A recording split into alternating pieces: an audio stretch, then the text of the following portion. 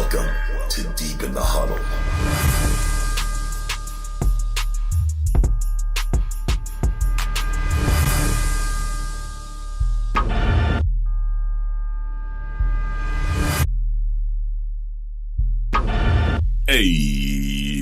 Hey, what's going on, Huddlers? It's official. We are finally back for season 2, episode 17.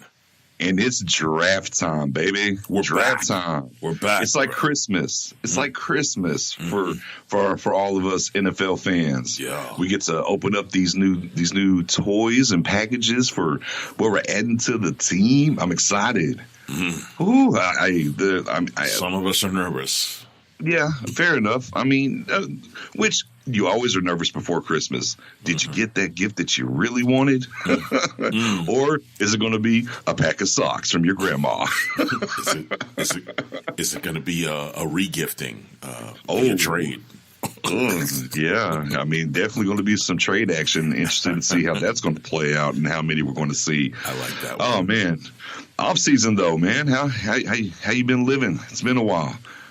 I've been living. Yeah. You know what's funny is I think we love this game so much, right? That kind of at odds. You know, we know that people need a break from us. We kind of need a break from it, and not a break per se, but just like, okay, well, there's not the pound and grind of, you know,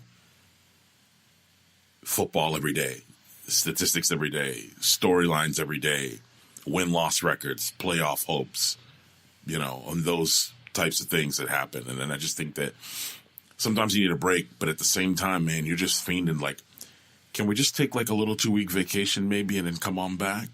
Right. It's kind of how you feel. And you know, and it kind of leaves in, you know, and I don't want to sound macabre or sad, but it kind of leaves like a little hole in your heart. Like, man, I can't wait till the season starts. And that's kind of where we are. And even like when this is over, like when we do whatever we do for this part of the season, as far as the draft and, you know, decisions being made and teams being assembled, like we still got to wait until September for the season to start. Oh, man, I know it. I do know it. I mean, since we have been gone, though. Yeah. A lot of things. Some things have happened. Yeah. A lot of sadness. Yeah. Some wide receivers have changed zip codes. Yeah. Whether it's Antonio Brown or Odell Beckham. Definitely impacting how those teams on both sides of those trades are going to be drafted, I'm sure. And it's obviously we've been through free agency. We've seen some winners, some losers there and whatnot. And now that everything is set up and out of the way, and this is why I don't really like doing a lot of draft stuff personally. Like, I mean, I'm looking at tape all the time and whatnot, and look at these kids and stuff. But as far as like trying to zero in where they're going to go and everything, until you really get to this past like 2 or 3 weeks, I mean, you just don't have no clue, you know. And look, and I don't knock people. Hey, if you want to go do mock drafts, by all means, because it's fun and it's something cool for the fans. There's a lot of different sites out there that you can go do it on. But like, I love like this 2-3 weeks right before the draft, because then you can just really hone in and kind of see what's going on. There's all the different smoke and mirrors that are happening from the teams and what's happening. And for me, definitely outside of, you know, playoff football and maybe the Super Bowl, this right here, free agency is cool, and I enjoy that as well. But this right here is definitely my most favorite part, one of my most favorite parts of the NFL season. Oh, definitely. And in addition to what you said as far as not doing mock drafts, I mean, I think before we hopped on, I've said the same thing to you. Like, I mean, I know historically you usually have a big board, or, you know, up in your house. Right. And you kind of like, okay, well, here's where such and such should go. You know, this team, this, that, whatever. Right. Mm-hmm. As far as me, I don't do mock drafts either, man. I just don't. And for other reasons other than what you said. The most important is say what you want about who should go where. But when they land where it is that they should have been or didn't get to go, how does it play out with the system that they have? So you can want all of that all you want. Like, sure, they need a quarterback and the New York Football Giants building.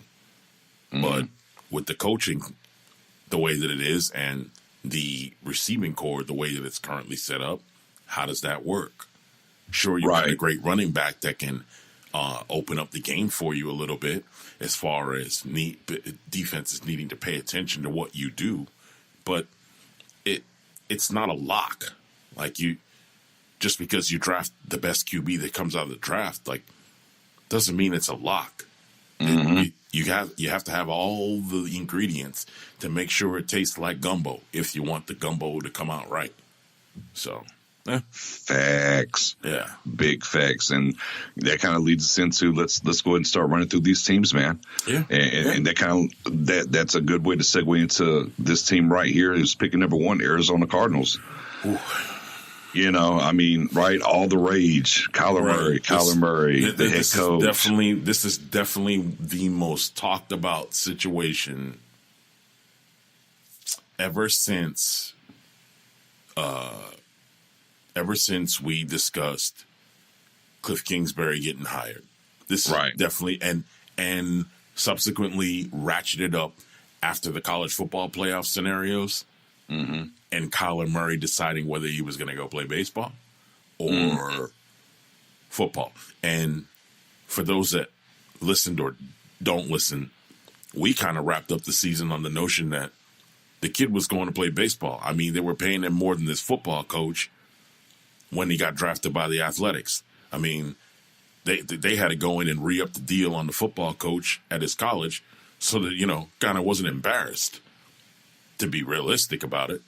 And he decides he's going to play football and all the other things, you know, the hand size and how tall is he and how small is he and how big, you know what I mean? This is the most talked about situation other than what the Giants are going to do at quarterback in the offseason that I know of, right? It's amazing. For sure. Yeah. You know, as we're breaking down Arizona, it's like, okay, you look at their needs. I mean, offensive line, sure. Yeah. Interior line, defensive line, absolutely. And then they need some weapons for, well, you know, they did take a guy in the first round last year in Josh Rosen, a quarterback, wide receiver, a tight end. The problem is you're picking number 1, right? And when you're picking number 1 and there's not that clear-cut left tackle guy that you can take number 1 overall, it puts you in a bad spot. Because as we've talked about and overly talked about probably, this isn't the greatest offensive, per se, draft. You're not going to take a tight end number 1, even though there's really good tight ends in this draft. But wide receiver is definitely lacking somewhat this year. Offensive line isn't, you know, what it has been in years past. So, you know, defensive line for sure in droves, but are you taking that guy number 1 overall? I think me and you would, for sure.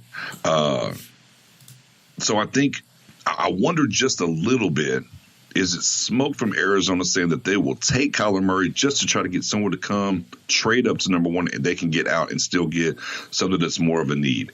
Now, granted, I do know, and something that we always talk about as well, whenever you change front, you know, coaches and stuff, and even though you just drafted a guy in the first round last year, well, that's not his guy. And coaches want their guy. Yeah, but then there's other scenarios. You know what I mean? Like, you know, I guess maybe kind of the same situation could be said about the Tampa Bay Bucks with, you know, them bringing in the coach that they brought in, the current QB situation that they have. I mean, pretty sure that Tampa Bay fans already had the caravan built, you know, of petrified wood and the finest goats and horses that you could have hauling across the other side of the country so that they could get Jameis Winston out of town. And then management comes out and says, no, he's staying. Skirt. And whoever the coach is coming in, they need to know that, you know, this is the QB that they're going to have to deal with. Great now, coaching art. Does that, right. And we both agree on that. And for what it's worth, right? I mean, the coach that they hired, that's a win-win. Now, Jameis can develop and make that decision seem like wizardry, or Jameis can regress or not get better. And there's other things at play, too. I mean, there's some receivers that are gone from there now that they definitely could use. And now next year, they're drafting a QB, which compared to this year's crop is a lot better. So, I mean, it's a win-win situation. I just think with the Arizona deal, my goodness, man, like, you have so many other needs. I mean, I think there was a podcast that we recorded where, I mean, I think both of our tops blew off when we got to the decision about them firing the head coach. Mm-hmm. And we didn't probably get the tops of our head put back on until the Final Four of the NFL playoffs. And truth be told, you couldn't protect the quarterback at all. So wait, you drafted a kid in the top 10 as your quarterback. You spent a whole caboodle of money on a guy that's injury prone and whose record hasn't been the greatest as far as production in this league as a quarterback in Sam Bradford. Yeah, $20 million. Right. I said that so that you could say $20 million. Yeah, I know because I know that you would say that. $20 damn million I spent. Ugh. So, then you have that situation. Then you're just like, man, don't y'all think y'all need to maybe try to keep the guy propped up that you spent the pick on? And maybe go get something else? I mean, you got rid of Calais Campbell. Maybe you go get somebody to fill that spot for you. Or, maybe get somebody that Pat Pete can kind of mentor in the secondary. I don't know. I mean, you still hanging on to, the Jerry Rice of this generation. I mean, you got, Larry Fitzgerald over there still playing. Don't you want to maybe go get some receivers? I mean, like, you got a lot of stuff to address. Yeah. Oh, by the way, and there's that stud running back that I don't know if he's going to renew when it's time to renew with y'all, because where's he going behind that O-line that you haven't fixed yet? Right. Yeah, I think, end of the day, that's where it's going. But anyway, go ahead. Yeah, I was saying, I think realistically, the best scenario for Arizona, if they're able to, is to trade down. Yeah. That's really what they need to get to really solidify the needs that they have. If they stick at one, the smart pick for them is Bosa or Williams. Right. I don't know. If you're going to take Kyler, you better have something in place already for Rosen to get moved. And I'll leave it at that. But if Arizona can't trade down, to me, I think it has to be Bosa or Williams.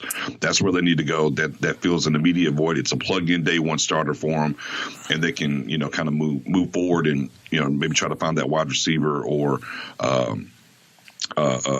tight end, offensive lineman for sure later in this draft. But now that takes us down to San Francisco. Hold on, I need to add something to that. Okay. The thing you said about they need to have something in place, to move Rosen.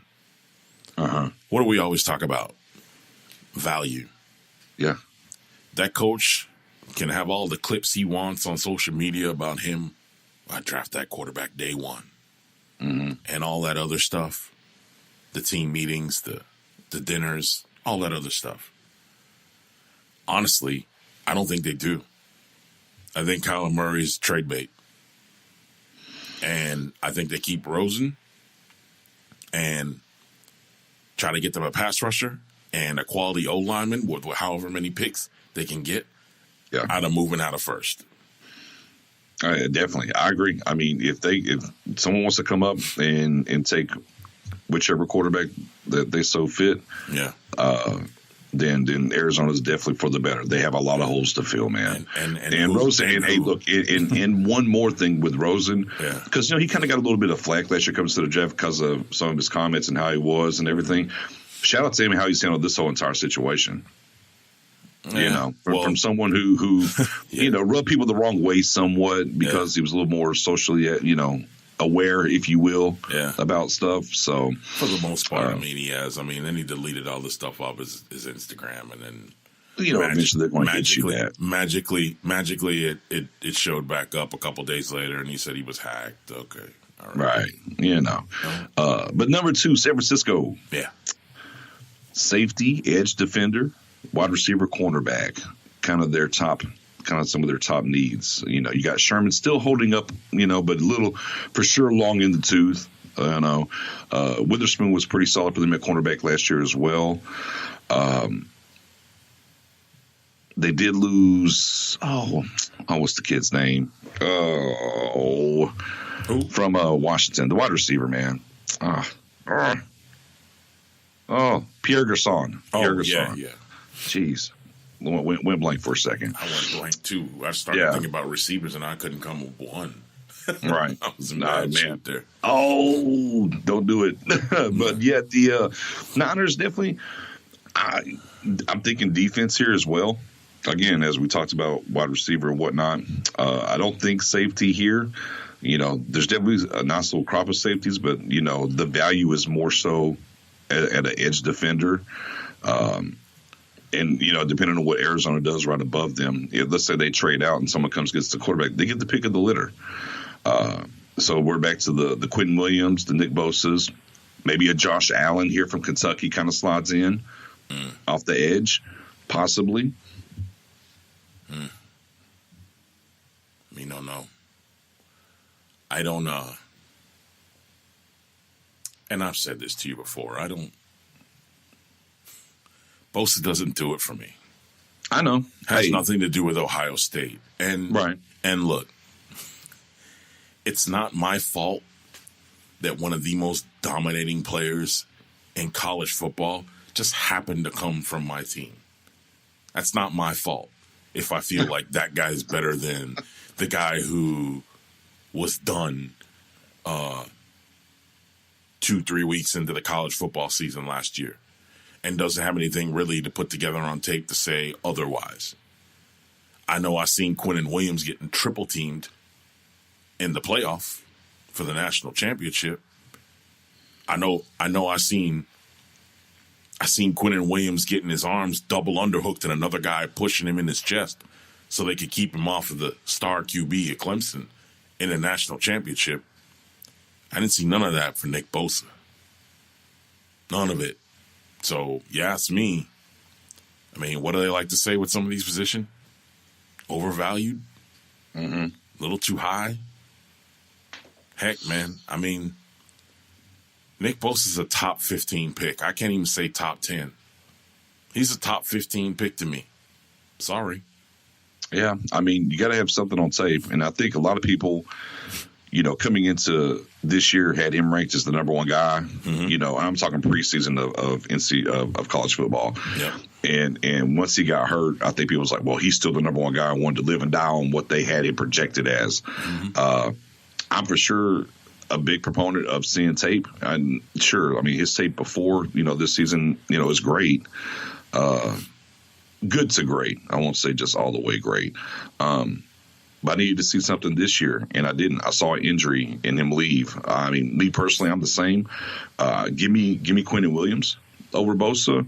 However, someone's going to take Bosa in the top 5. Give me Ed Oliver. I like Ed Oliver too. Give me Devin Bush over Bosa. No doubt. Oh, Devin Bush.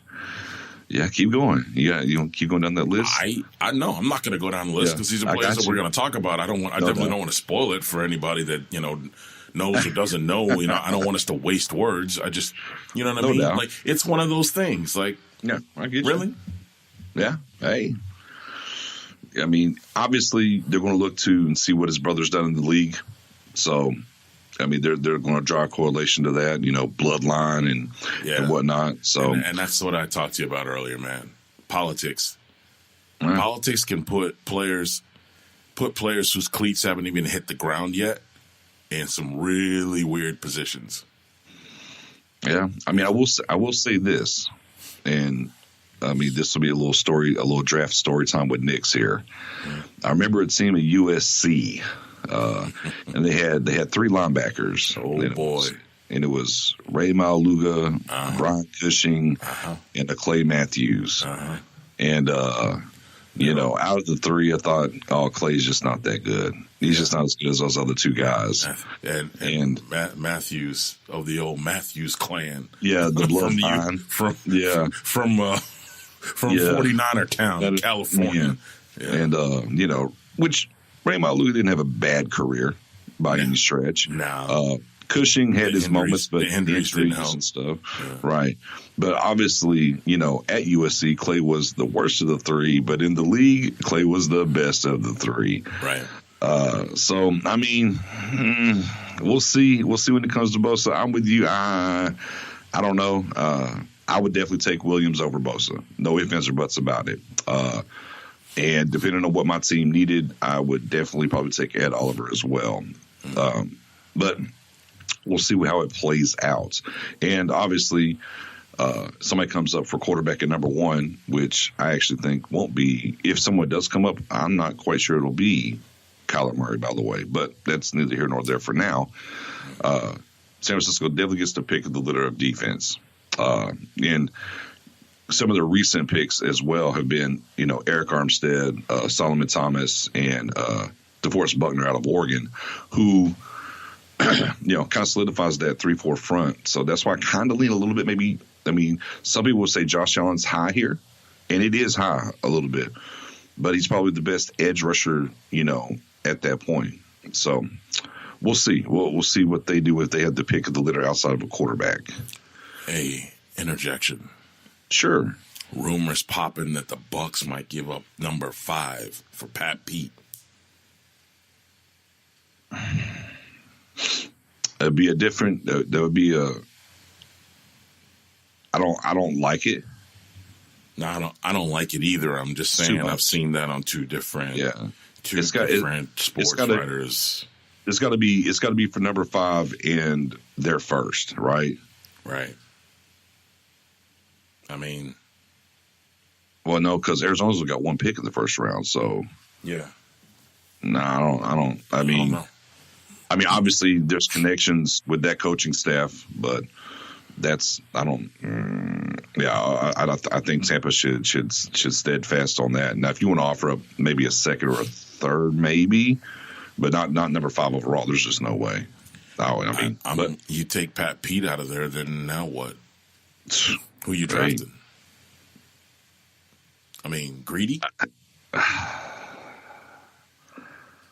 And nothing against Greedy. I like him. I think he takes risks sometimes, but I mean, for sure. I just don't know. I don't know if that's a high pick.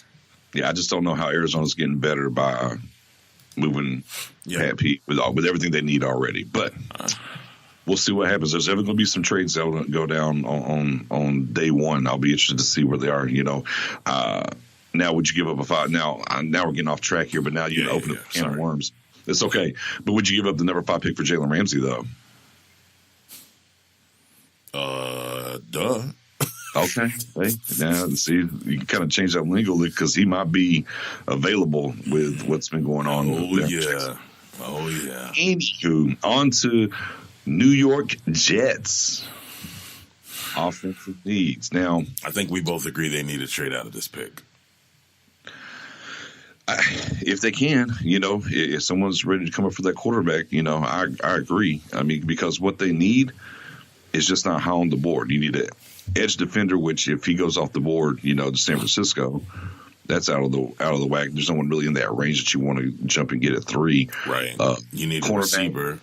You need a cornerback, offensive line. Mm-hmm. You know, it's man, it would. You know, I've heard people link Rashawn Gary to them. Yeah. You know. Yeah. Which news popping that Gary's got a shoulder injury or something. Right. So now that gets murky a little bit, right? So, you know how they do 2 days, day before the draft, all of a sudden, here comes something. But I mean, with good old Greg Williams there, I mean, I'm sure he'd be more than happy to take Quinn Williams and just add, the rich get richer here, for sure. But I mean, trade down for sure would be awesome for them if they could. Just for what their biggest needs are, and where they're picking at. But like I said, I mean, my goodness, you have the two Williams on the inside up there with the Jets. Whew. Whew. Lords have mercy. Or even they add Ed Oliver in that mix with them. That defense could get real serious up there. Quick, fast, and in a hurry. Yeah. Hey, man. It's intrigued to see what the Jets do this year. You know what, though? And I'll make mention to this because I don't want to miss it. Honestly, think that top 5, top 6 picks, maybe even 7 or 8, for what they need, I think they're all out of position. A lot of them are. That's why it makes it so. It just makes it so odd. Like, where do you just pad a position that's already good and make it even better? It's weird. It's just been a little minute before that's kind of since that's kind of happened. Mm-hmm. You know what I mean? Where there's, hey, look at this pick, X team could pick this player from whatever, and there were 2 or 3 guys surrounding where you could go, okay, but if you don't get him, you can get him. Right. In these particular situations, some of these needs are similar, and it's like there's some guys that probably really should go in the second round that are in the top 15, and you're like, wait a minute, okay, but if they don't get him, now what? Okay, well, now let's move on to the next need instead of who's the next best player. Like, it's just wild. I don't know. Yeah. I mean, it's hard to go to BP. I would say as we get up to the Bucks. Now, see, I think there's some things here for the Bucks that'll make sense at 5. Right. But now here we are at 4 at Oakland, and again, it's like a broken record. Edge defender, cornerback. It's a running back. It's like, obviously losing Khalil Mack, and we heard them talk about that all offseason about how we need someone to get to the quarterback. The shot heard around the world. Yeah. Now, see, here's maybe where if San Francisco doesn't take Josh Allen from Kentucky, maybe this is where he ends up and try to give them that pass rush that they need. However, we know Gruden loves quarterbacks. Likes veteran quarterbacks. Maybe he's tempted to do something. Here's man, I don't know. Man, I tell you what, with him and Mayock there, man, I have no clue at all where this is going to go. Oh no, you heard the story this week, right? They basically said, "Hey, we can't trust any of these scouts." Yep, they sent them all home. Yep. They're in the room together looking at the board.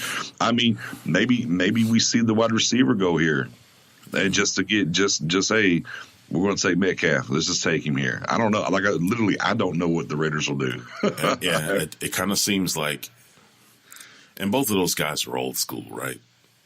Right. Mayock and Gruden. Mm-hmm. Kind of seemed like they pulled a Nix and Massiah, and just said, "Look, man, this is me and you. This is our show. Yeah, this is all on us when it's all over. Like when things go awry, no one's looking at the scouting department. Right? Okay. Probably looked like Gruden. Gruden raised his eye and transformed into Chucky, and looked at Mayock and said, "Get these guys out of here now. We're going to batten this down now. Batten down these hatches." And I think Gruden probably looked at Mayock and said, "What are we doing?" And whatever that conversation... In that Gruden voice, what are we doing? Yeah. Like, whatever that conversation evolved into, you'll have your answer on Thursday night.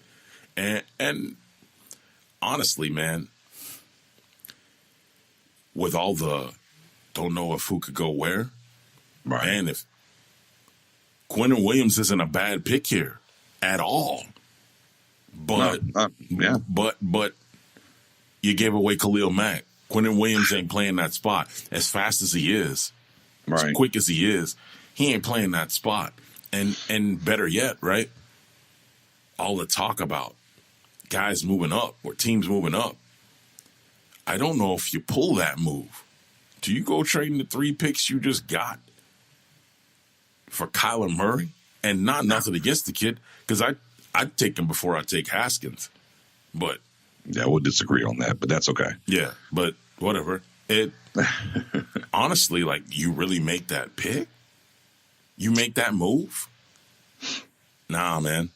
This is different stuff right here. Like this, yeah. And for as important as it is as the New York Football Giants as an institution of the National Football League, this is probably one of the most important moves in a franchise that's going to occur at this draft, at this position. Yeah. Well, man, and I go back to this, and a lot of people talk about Quentin Williams saying, very Aaron Donald-esque. Uh-huh.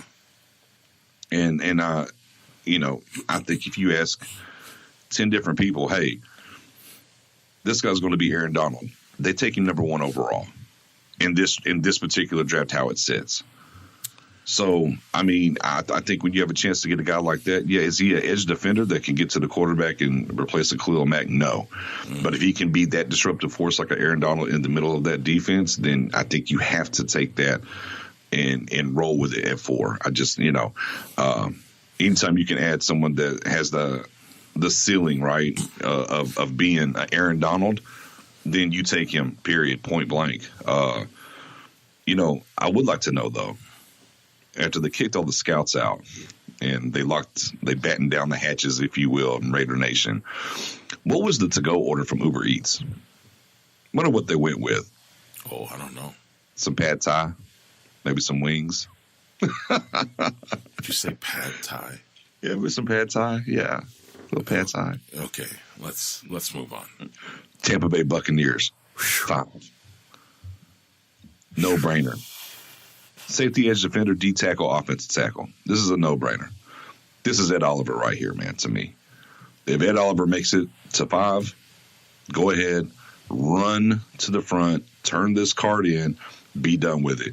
Put him next to Vita Vea that you took last year in the draft next to him, and you're good. Defense tackle's good for 10 years there. You're ready to rock, Tampa. Don't worry about it. Don't overthink this. Just go get Ed Oliver if he's there. If he's there. I mean, he, wow. Action going on. I hear. It's a lot out there. Anyhow, excuse us, folks.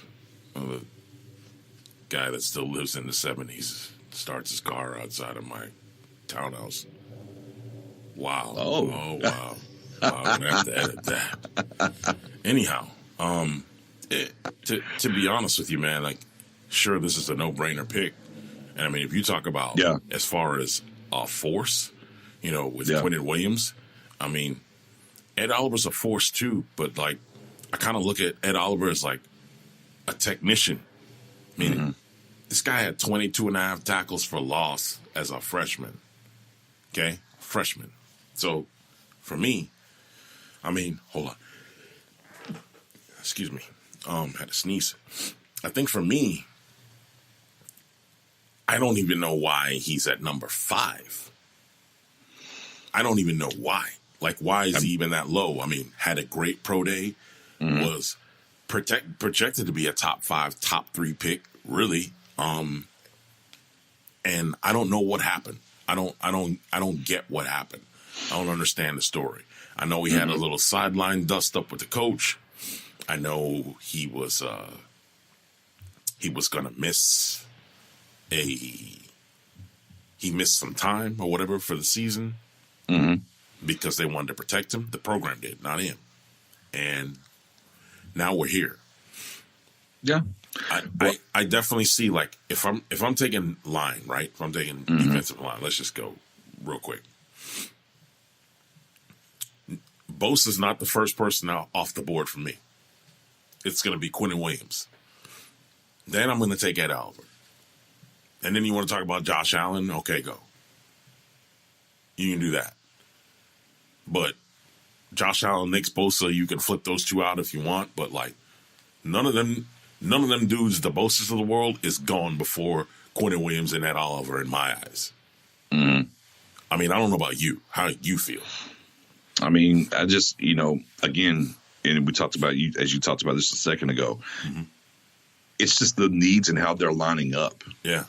I mean, that's just kind of what it is, agreed. I mean, obviously Ed Oliver should probably be a top 3 pick, but the way that the board has fell in front of them and the needs that are out there, right. It just kind of seems like, there's a good chance that Ed Oliver is going to be sitting there at 5 for Tampa, which, like I said, if he's there, not that he will be, but if he's there, Tampa should sprint to turn that card in. Yeah. And not even look back. They need linebacker help too, though, in Tampa. I mean, I think. Yeah, but you got to protect the line. You got to keep that linebacker clean, baby.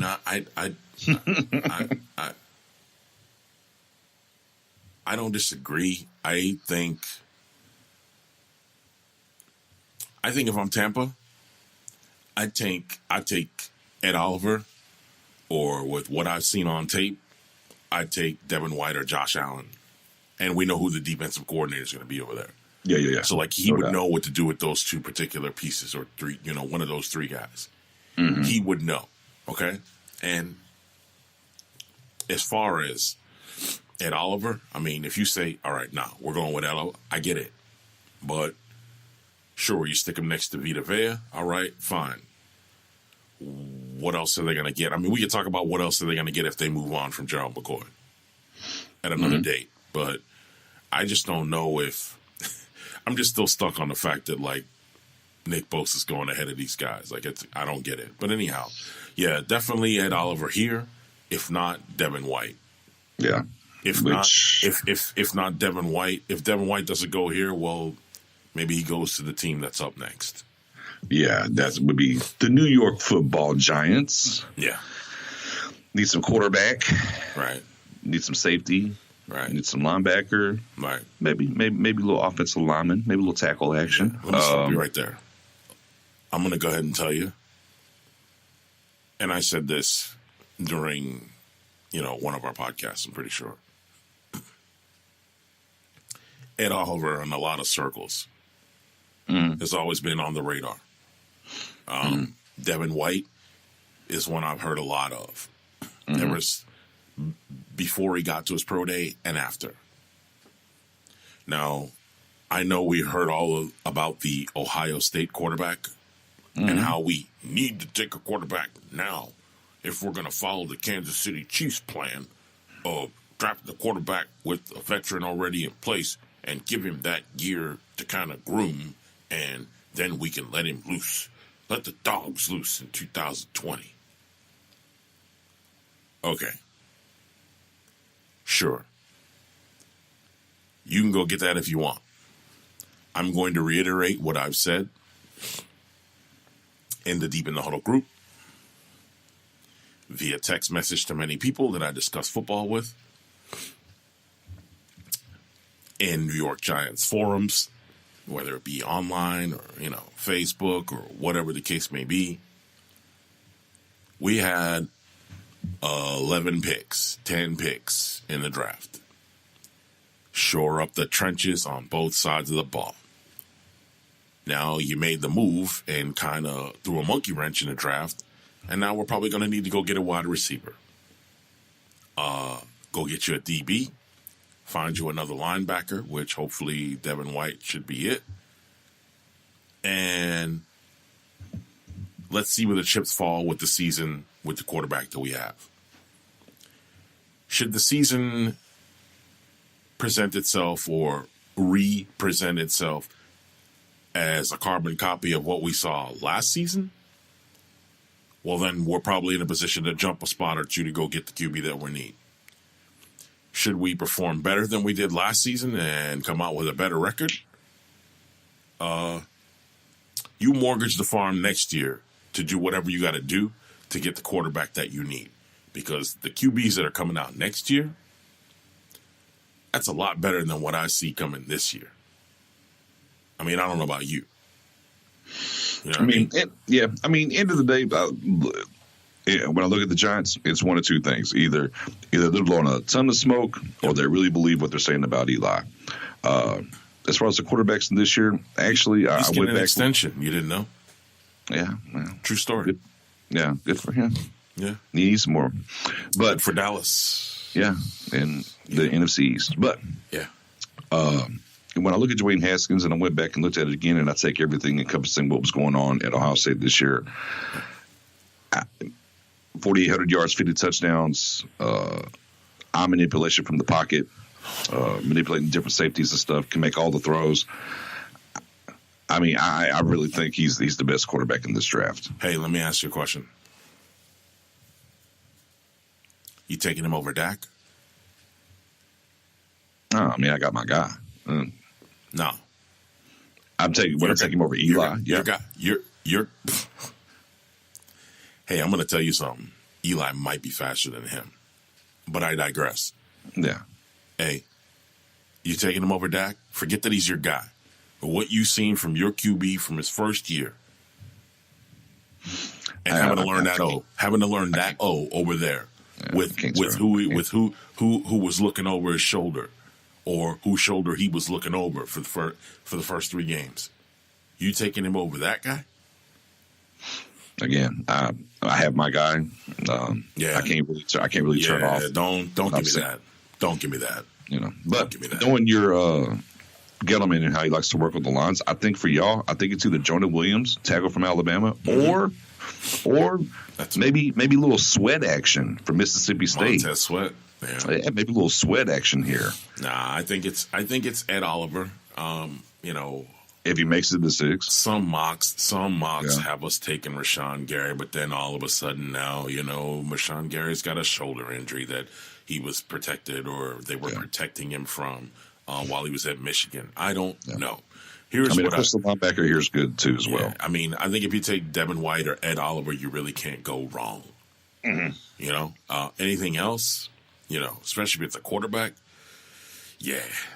Like I said, it'll be intriguing. We'll see what happens if they were blowing smoke or they're going to stick to the plan. And like I said, a little sweat action, maybe some Williams, offensive tackle, or White, linebacker. I mean, definitely legitimate feels needs quick. Thursday night, it's going to be champagne or worms for me. Definitely that. I can't wait. Yeah. Hashtag 7 Jacksonville Jaguars. Yeah.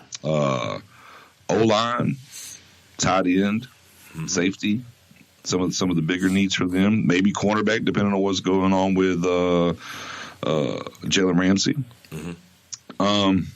If the Giants don't take Jonah Williams, I think you can kind of solidify Jonah Williams right here for them. Although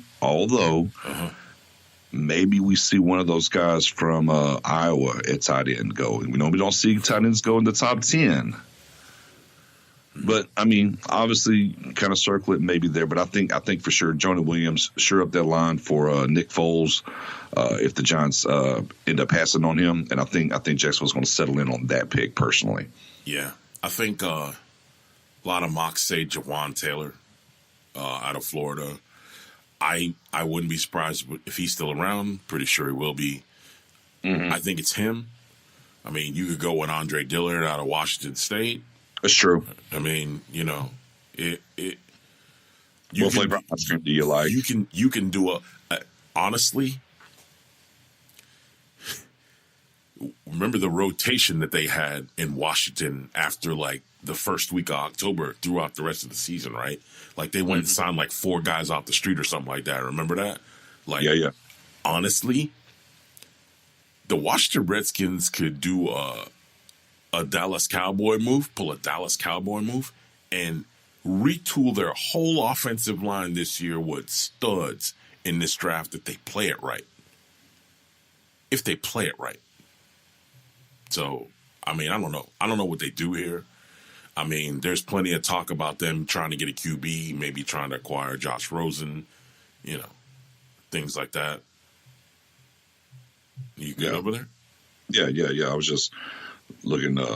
We were on Jacksonville. We're going to Detroit next. Yeah. But yeah. I mean, Skins got some opportunities now. Yeah, they definitely do. We'll get to them here coming up. We'll talk about that in a second. The retooling of Washington is going to be interesting. Yeah. I just figure when we started talking about O-line, there's not many people, even though the Giants need that. there's not many people mocked out on some of the places that I've been to that are taking O-line. It's all defense. But we said that for what? 9 weeks in a row, 8 weeks in a row on the podcast last season, that this is a defensive draft. Yeah. It's going to drive first-round talent down. And that's kind of, like why some of these, we're looking at some of these picks and like, man, what their needs are really don't line up because, last year's draft was a defensive-heavy draft as well. Yep. So you've really gotten two really heavy defensive drafts back-to-back years, so some of these needs aren't exactly matching up all the way. But on to the Detroit Lions. Yep. Interesting to see what they do. I think if they want to, this is where we'll see maybe a TJ Hawkinson go. Now granted, Matt Patricia's up there. They do need an edge defender. Seeing how what's his name moved on. Who? Their defensive end. Who in Detroit? Yeah. Ansah. Ezekiel Ansah. Yeah, Ziggy Ansah. Blanked on that one too. I can remember because you call him Ezekiel and they call him Ziggy, and then Ziggy, and of course we know there's Ezekiel Elliott who we both love. So I mean, right. So could see a Hawkinson here. Give them a weapon on that side of the ball. Could see a Font.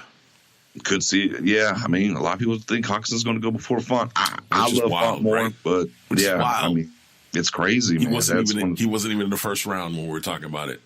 At all. Right. Amazing. At all. But what a season can change, off season. But for them, edge defender, tight end, linebacker, guard. Yeah. If Patricia sees that guy, linebacker wise, this might be another spot, where if White's still on the board, maybe this is where he goes. Maybe with Rashawn Gary, the shoulder kind of dipping down some. Maybe he shows up here. I mean, maybe we see a Brian Burns from Florida State. Yeah. Maybe a little Brian Burns action here. Yeah. Also, a lot of talk too, man. A little bit of chatter about them trying to trade. I think a lot of people. I think a lot of people in the top 10 would love to trade. To be honest, more so than usual. But that and therein completely lines up with what I said. Like, I don't think with who's available, it doesn't line up with their draft pick. Like, it's just weird this year. But anyhow, on to the next one. Buffalo Bills. Yeah. No one circles the wagons like the Buffalo Bills. Yes. And then here you go, right? Offensive line, defensive tackle, wide receiver, cornerback. Maybe we see our second offensive lineman here. Let's say, Jonah or Andre Dillard. Let's say Jonah. Maybe he's already gone. Maybe Cody Ford, Oklahoma. Maybe. That's a little early for Cody Ford. Think so? Yeah. Okay. And the Giants got their eyes on him too, man. Yeah, I've seen some people mocking him into the top 10 here recently. Yeah, I have too. Tape-wise, good. I mean, he's a right tackle though, and that's the only thing about it. I don't know if he's really going to be left tackle in the league. High for a right tackle, but hey, definitely something they can start looking at there. Obviously, the board could fall a certain way, and defensive tackles sitting there for them still. Maybe you're right though. Maybe this is Jawan Taylor and maybe not Cody Ford. You might be right. Can't underestimate, man, who moves up. Like, somebody's gonna move up, and is it gonna be the Raiders? Is it gonna be the Giants? Is it gonna be the Dolphins? Or could it be the team we're about to talk about next? Well, yeah. I mean, let's go to the Denver Broncos, and I mean, John Elway's on board, and now we can say smoke or not, saying they would not bring in a quarterback to compete with Joe Flacco. So from Elway's standpoint, they're all in on Flacco. But with that being said, offensive line, cornerback, tight end, linebacker needs for the Broncos. So maybe we get back-to-back offensive linemen here. Maybe whichever one, Cody Ford, Jawan Taylor, flip a coin, boom, back and forth. Also, if a Hawkinson's on the board, maybe Denver to go ahead and dips into the tight end pool. I'm with you. And now since we've kind of hit the top 10 here, we always talk about, there's always two quarterbacks go, pretty high, and they always find a way to get a third one up there.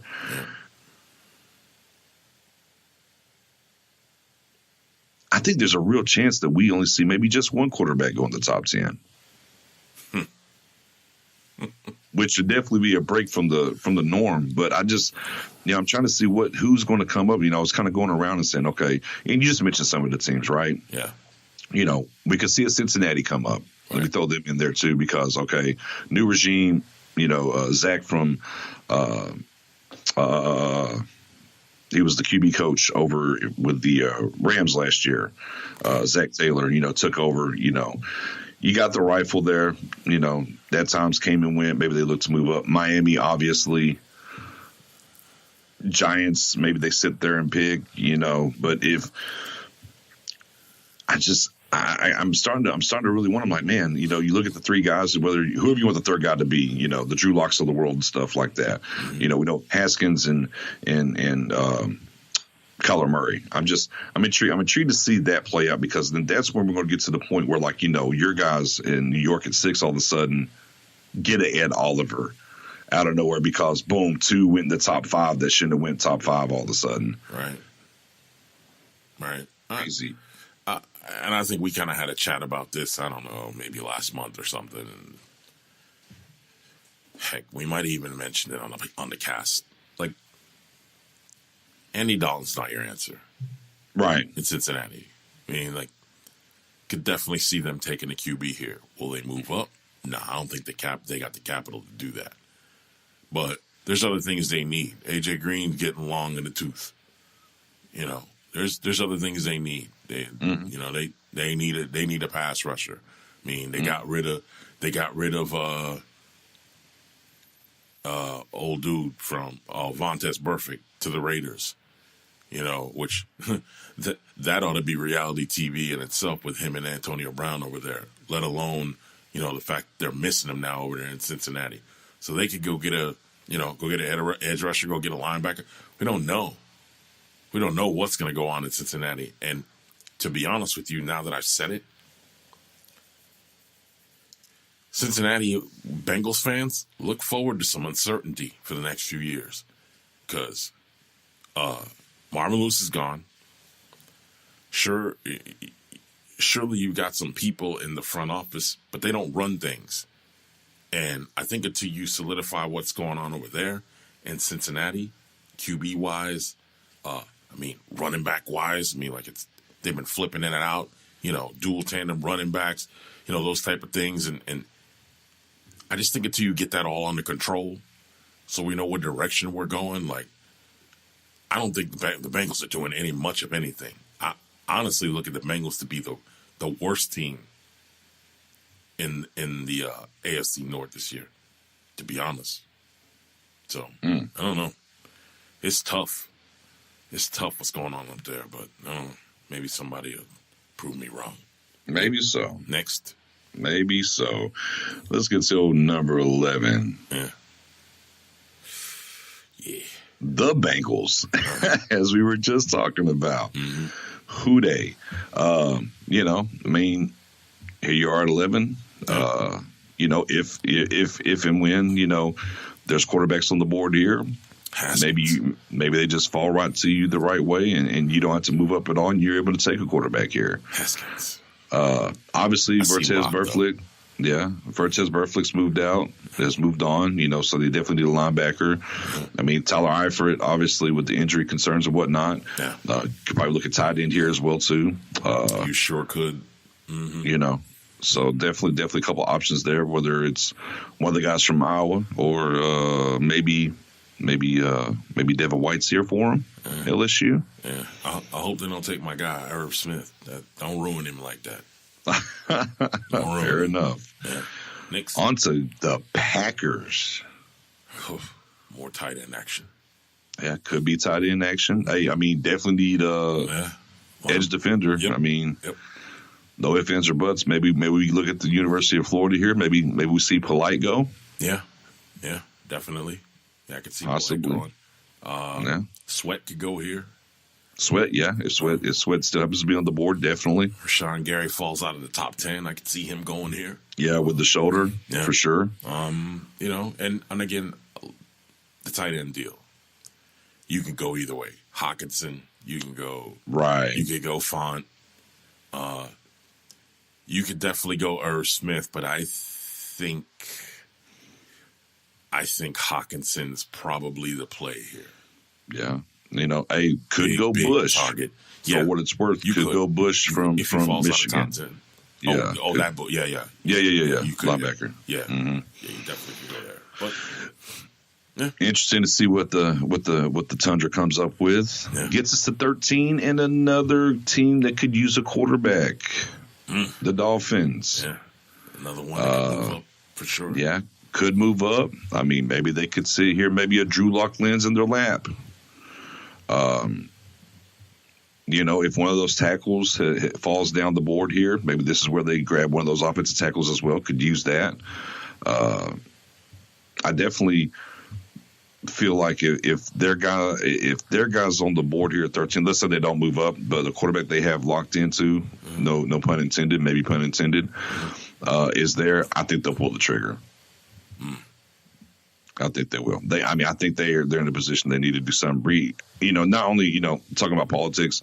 You moved on from Tannehill. You got the guy you brought in is a little hefty. It looks like. If he ain't wearing no jogging suits and gold rope chains this year, bro. Oh man, you wearing. So you need something to get them re-energized. You got a new coach and everything there. What better way to give hope, if you will, to a franchise base, fan base than go get the future and maybe locks that guy at 13. I don't know, man. I some mocks saying they take Jonah Williams. Some mocks saying they taking Christian Wilkins or Cleveland Farrell out of Clemson. Right. And sure, they need to get a QB, but a lot of the talk that I hear and have been hearing since maybe even the combine, they're tanking for Tua.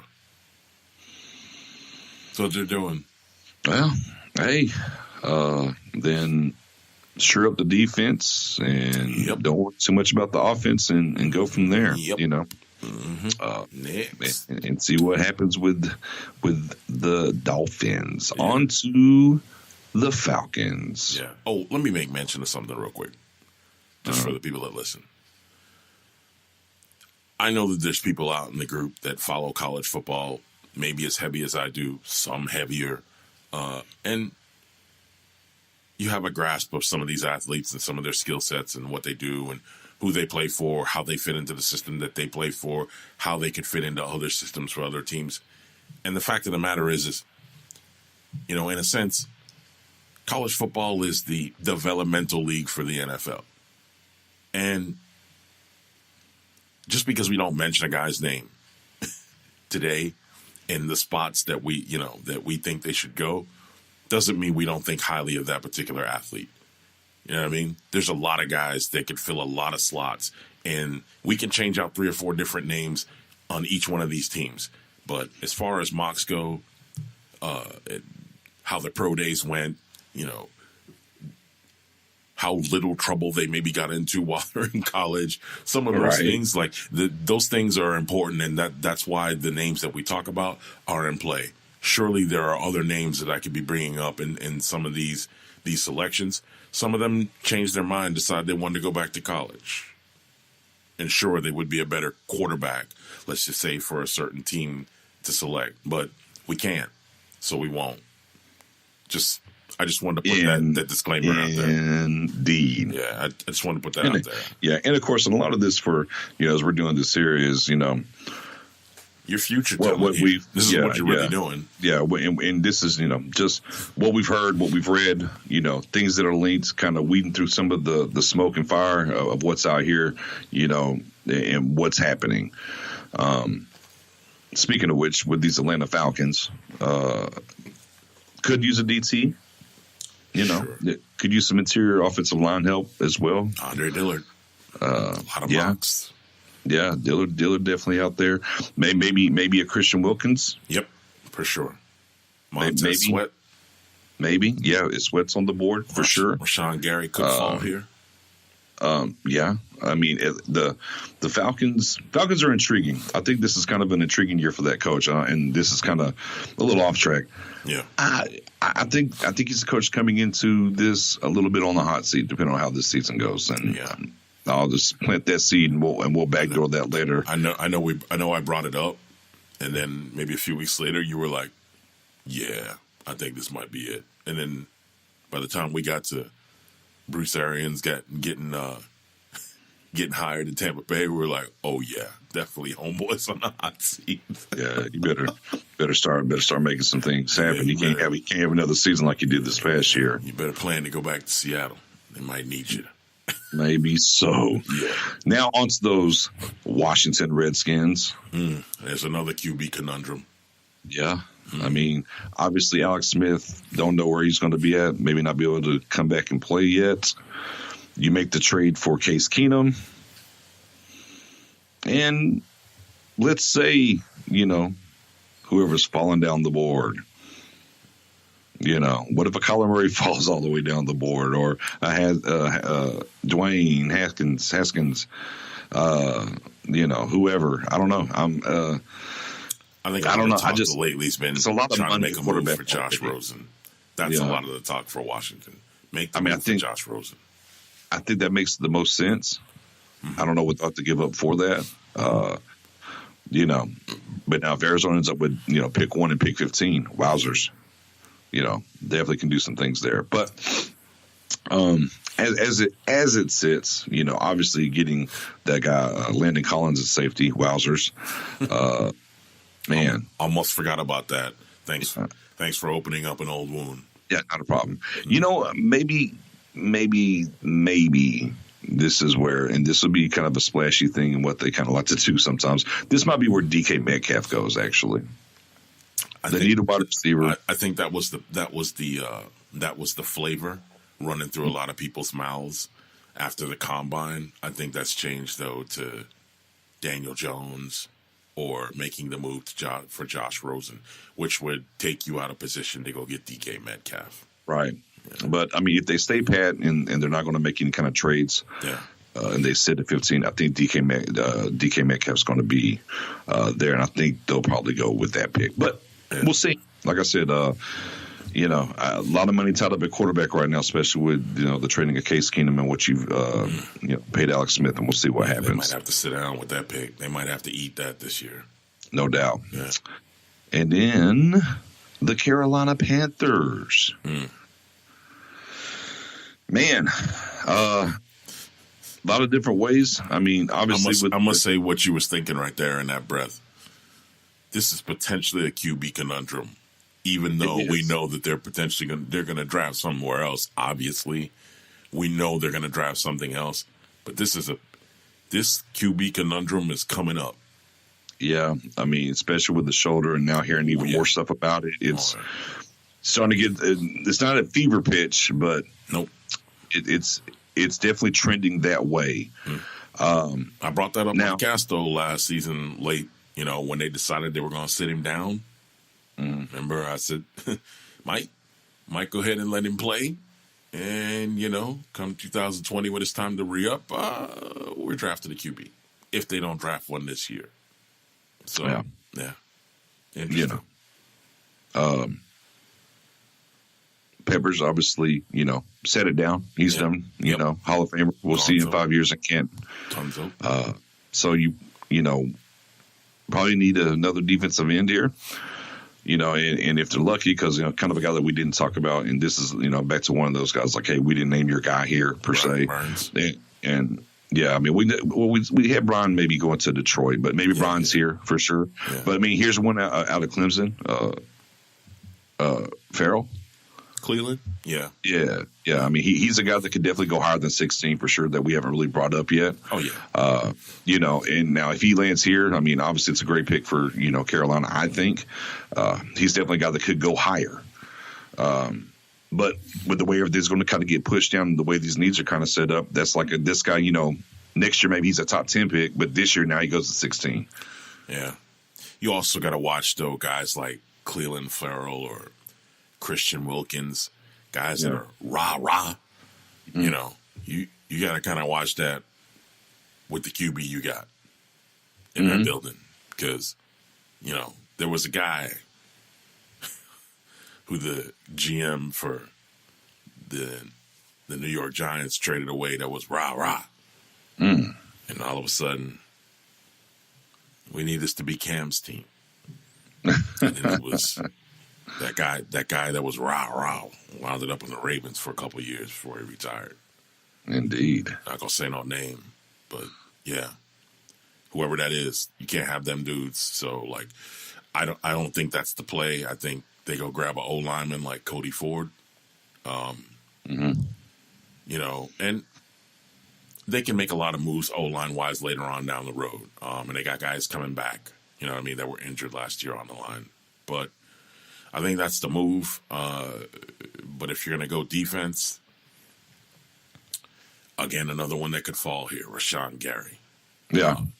If people go Brian Burns, in their Soldier Boy voice, like, Brian Burns can end up here.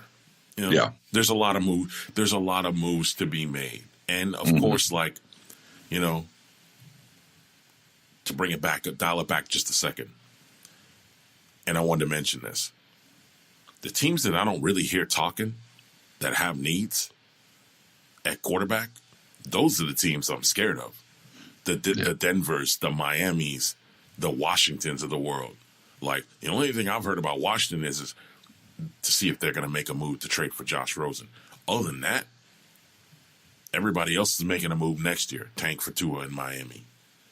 Denver, see where the chips may fall. Heck, Denver may not even be thinking that far because, we're just now trying to settle into the situation where how that structure is being ran. And if they're even they might even sell that team. So, that's the biggest concern for me. But as far as Carolina goes, you got to hope that all them other teams don't make moves so that you can go get the pick that you need at 16. That's all I got to say about it. Indeed. Yeah. Which takes us on to 17. Yeah. The Brownies. Cleveland Browns. I saw a video, BWO, Browns World Order. I was like, ooh. I know they got themselves a guy over there.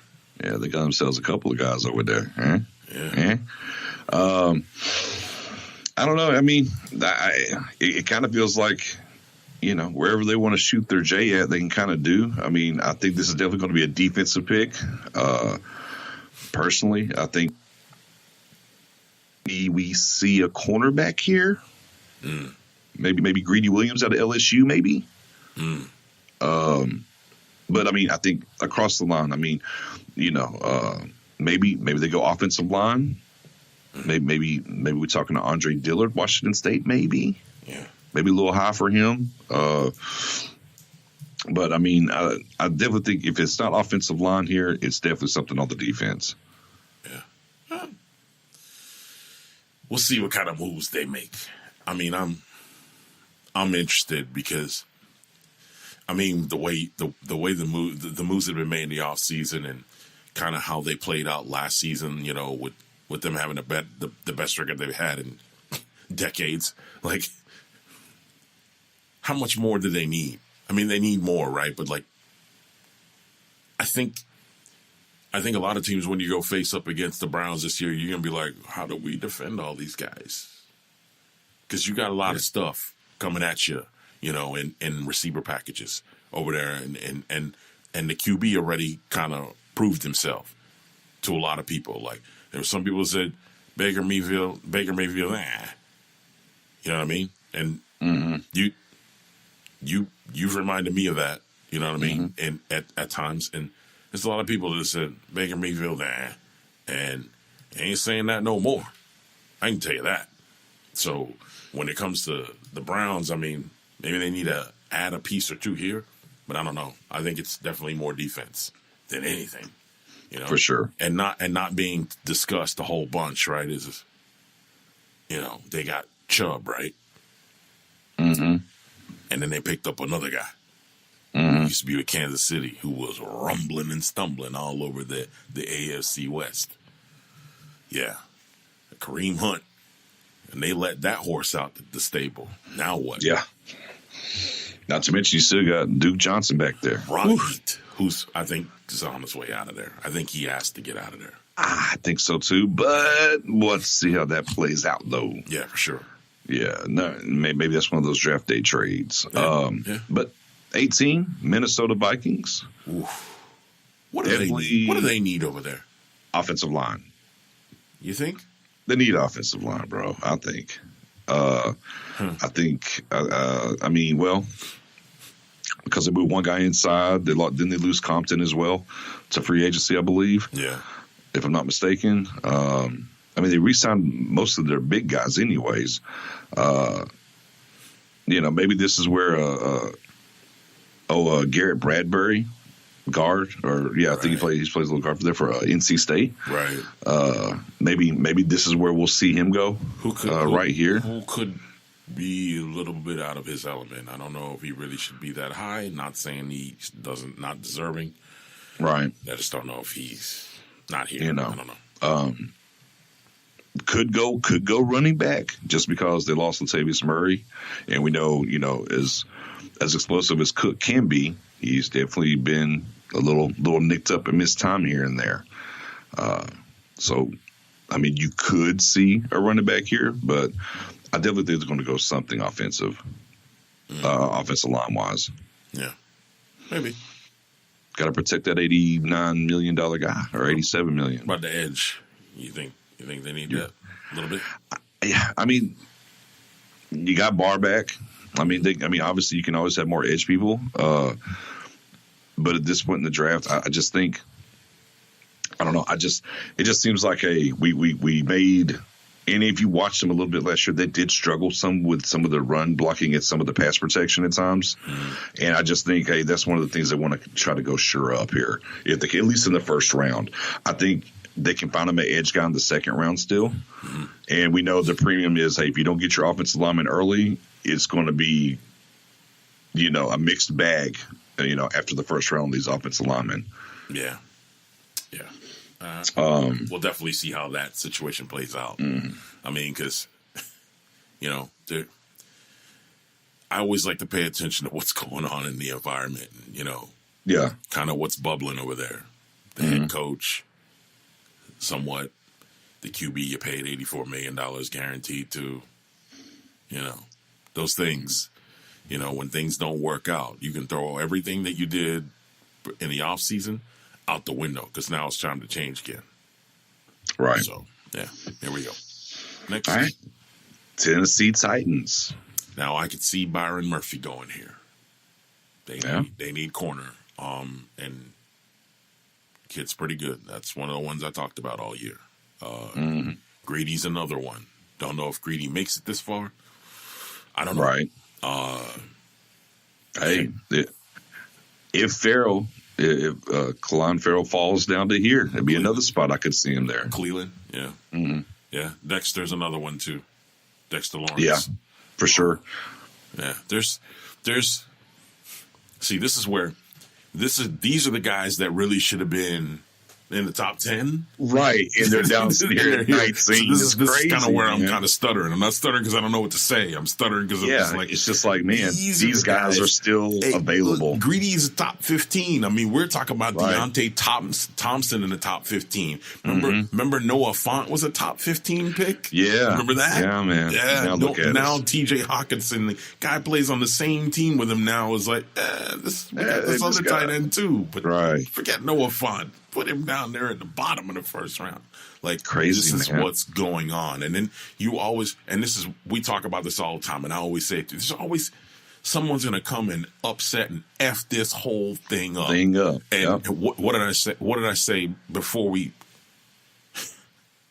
Kyler Murray, monkey wrench. Yeah. And that was when we thought, he's going to play baseball. Said it all off season. I told you on the phone, I was like, hey, if Kyler Murray goes to the NFL draft, there's the monkey wrench right there. Monkey wrench. Yep.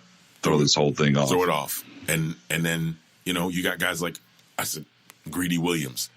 And people had Deontay Thompson before him.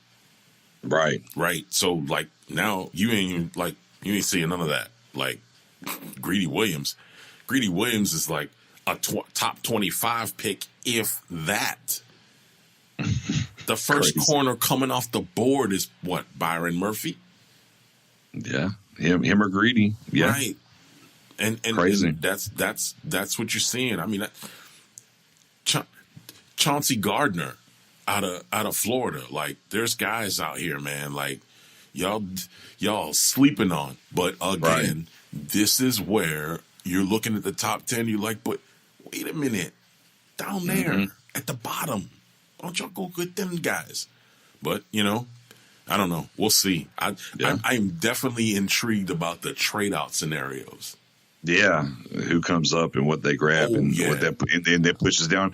We're talking about these guys are getting pushed down now. If you get that run of people trading up and taking quarterbacks, some of those other guys are going to get pushed down. It's right. I think that this first round is going to be one of the wildest as far as draft trades and how the pick order is going, and leading into the second and possibly third rounds the next day, you don't know who's going, because there's guys going to get driven right out of the first round now that we're probably hanging on at 25, 27.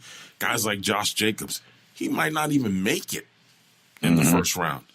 Now somebody goes and scoops him up in the second round. Man, come on now. First round trades. Yeah. Over under 4. First round trades over under 4. Or push. You get a push. I think Arizona's going to trade out. I think Oakland could trade out. I think Miami could trade out. I think the Jets could trade out. Giants could even trade out. Yeah. Possibly Washington. Yeah. And that's not even counting, somebody trying to come up. Right. And that's not even counting, say, Denver could come up. Right. New England all of a sudden, Noah Fant's still on the board at 24. Let me go up the board here and go get Noah Fant real quick. Yep. Just old boy just sat it down. I got a funny feeling he'd be back during the playoffs, but old boy just supposedly sat it down for a career. Gronk. Yeah. So that could happen. Yeah. And we don't know really don't really know what they're really looking for. I think they're really looking for some receivers, but they ain't trying to spend a first round pick on one. Because remember, they tried to get Odell and they tried to get Sterling Shepard. Yeah. Of course, they ended up signing Demaryius Thomas for what it's worth. We'll see how that plays out for them. Yeah. Next. Yeah. Pittsburgh Steelers. Yeah. Yeah. Yeah. Pittsburgh Steelers of Bravo Network fame? Yeah. Maybe they won't be loving football in Pittsburgh anymore this year since, AB's gone and Bell's gone. So I think with all the clicks and everybody sticking up for Ben over there on the offensive line, I think they're moving on to the Real House Husbands of Pittsburgh now. Real House Husbands. I'm not going there. I don't. Nope. Not going to touch that. Nope. Obviously, defense has still been an issue for them. Now this might be where Murphy falls to. Yeah, possibly. Could be. Yeah. I think. Let's see what Hayden's got 1 year left on his deal. Artie Burns has kind of been a mixed bag. Cornerback for sure could be here. I mean, I guess we could possibly see them maybe want to go wide receiver. Maybe go grab that guy out of Oklahoma. Let me ask you something. Marquise Brown, maybe. Yeah. Let me ask you something. You think they need a tight end in Pittsburgh? I mean, they got the solid. Well, they did. Well, old boy left though, didn't he? They could use. Yeah, no, they could use a tight end. Maybe scoop him up a Noah Fant. Maybe it's where Noah Fant goes right here. Yeah. Irv Smith, depending on what flavor they like. Could be. Could be. Get a little more punch on that offensive side of the ball. I can see it. Maybe. But, either way, in a position to get them a couple good players, hopefully, or looks like they, have a good, nice little pick here. Seattle Seahawks. got their guy signed. Big money. Good to go. NFC East can breathe easy. Yeah, no doubt. Ain't got to worry about chasing him down at all. I tell you what.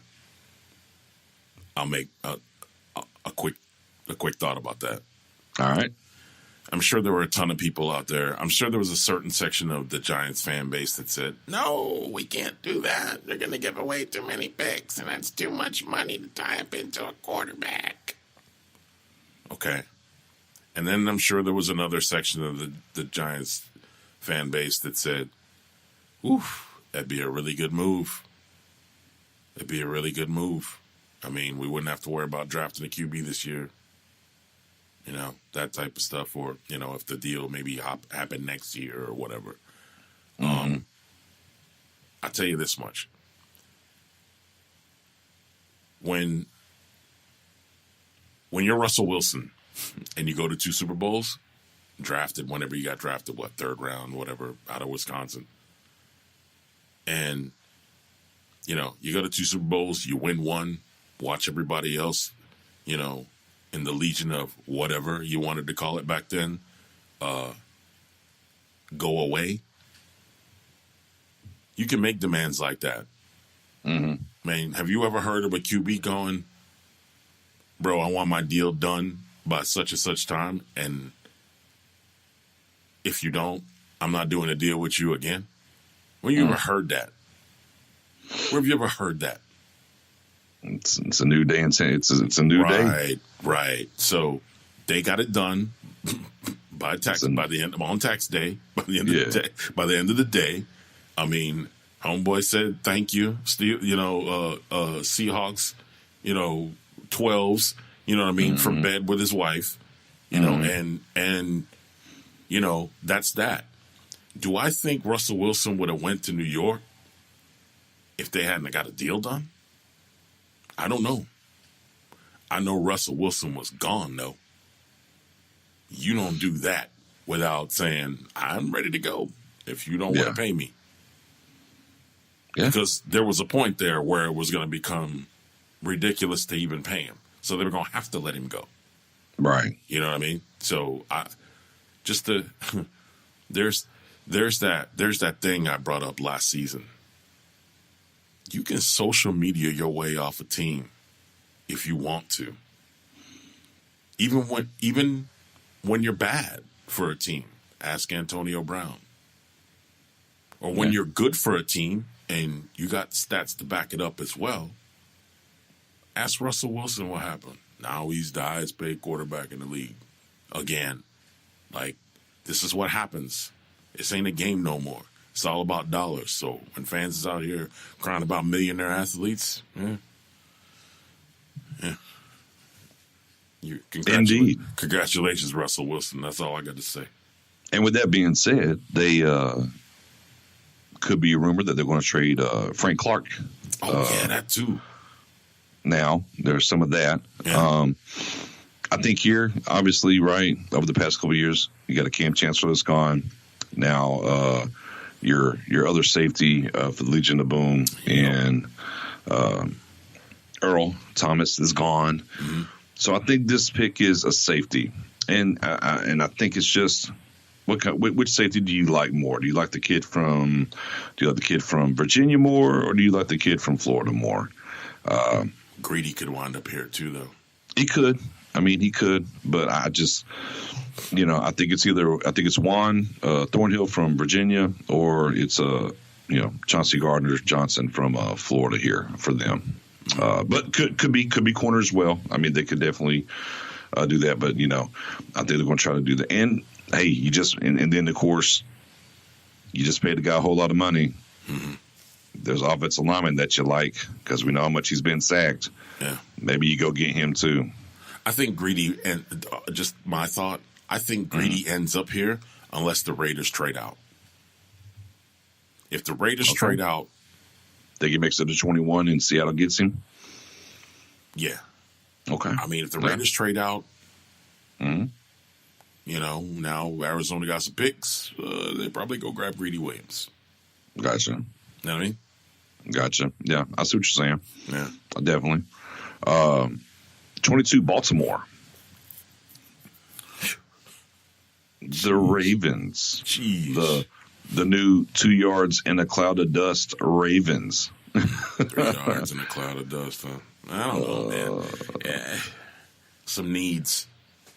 I mean, obviously Suggs leaving, so I mean, could use some edge help. You know, obviously with what they're going to do, could obviously use some offensive line help as well. You know, just kind of depends now where the board falls and you know who's still out there. Maybe you see. You know, if let's say Cody Ford now is still on the board, maybe he goes here. You know, on the defensive side, you know, just maybe we'll start talking about these names coming up. You know, the Jerry Tillerys of the world from Notre Dame. All right.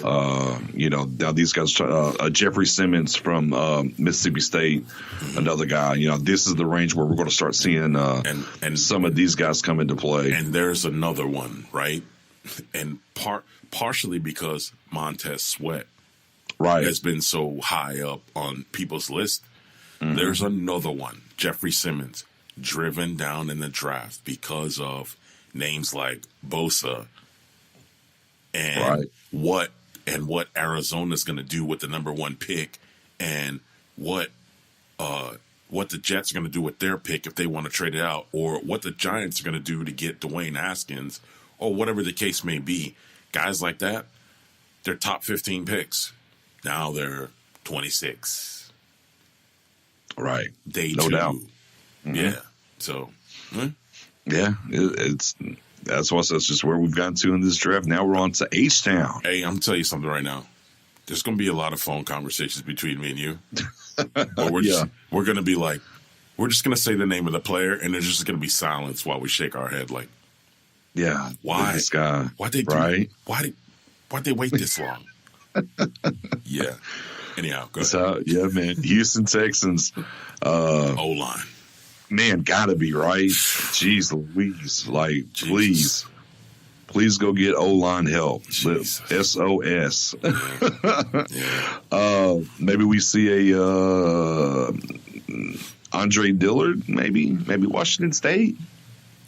That's not too low of a pick for Andre Dillard, but considering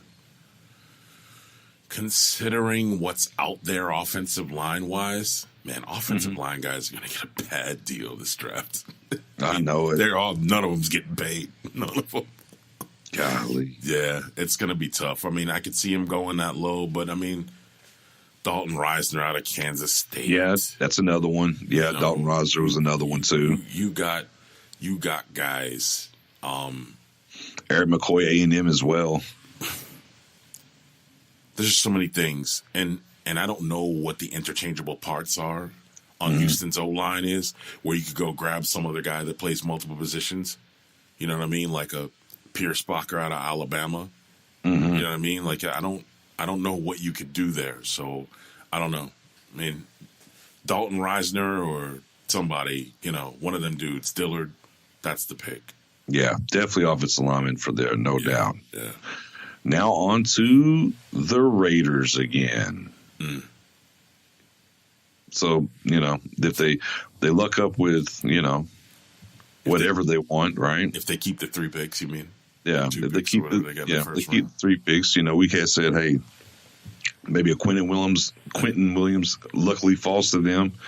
You know, so we think they go defense first round, you know, with the first pick. Mm-hmm. Now here they are with their next one. What are they? Where are they going? You know, could go running back, could go corner here, could go edge. I mean, you just could go edge. Now you're kind of in the realm. You know, after getting Quentin, now maybe you go get be like Dexter Lawrence. I honestly, I'm gonna use John Gruden's words against him. Okay. We got no pass rush. We got rid of guys. So I'm gonna guess. Why are you laughing like that? And I can't stand it when you do that, because then I'm gonna start laughing. Montez Sweat could be hanging around. You go grab him. You know, Dexter Lawrence.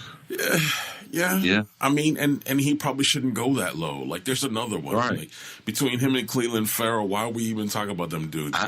I know. I don't know. I mean, Brian Burns should be the pick down here if you're going edge this low in the draft, first round. But, I mean, hey, y'all, Montez Sweat.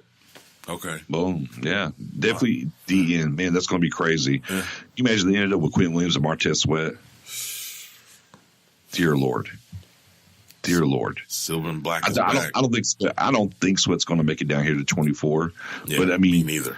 But again, even if it's even if it's Quentin at 4 and Dexter Lawrence here, whew, man.